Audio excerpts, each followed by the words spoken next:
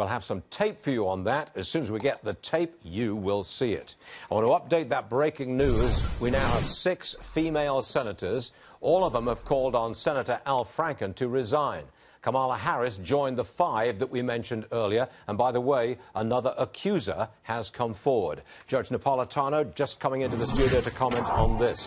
What's the legal issue here? I mean, there's obviously a political issue. What's the legal Okay, so the legal issue is a couple of points. It takes 2/3, so 67 senators, to expel him against his will.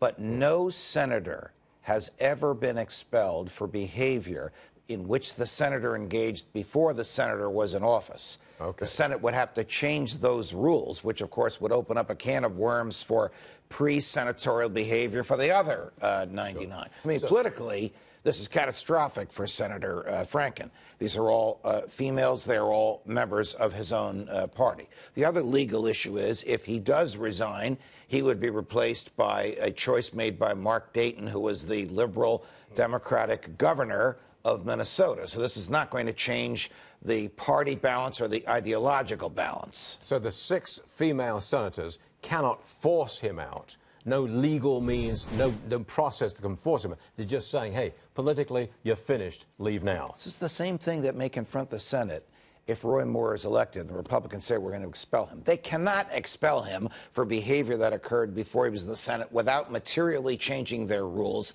and procedures. So they won't? I doubt it. You really can't do I that. doubt it because, as I said, it opens up the other sitting senators to challenge their seats for what they did before they were in the Senate. Real fast comment, if I may, because we've been learning a lot about what I think is the politicized FBI Mueller investigation. I say it's compromised hopelessly by politics, and I don't care what they come up with. I don't agree with that, but I understand why a lot of people who are less familiar with the law enforcement process than I am feel that way.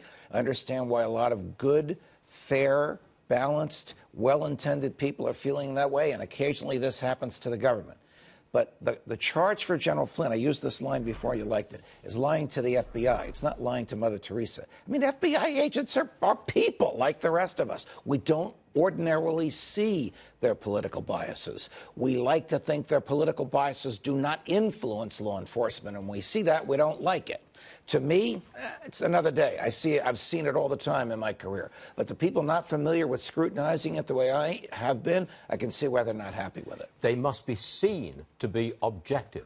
If they are seen to be biased politically, it loses all power of the investigation. A great New York Times journalist who was a libertarian, Bill Safire, once referred to the Justice Department in the Bill Clinton era as the Department of Political Justice.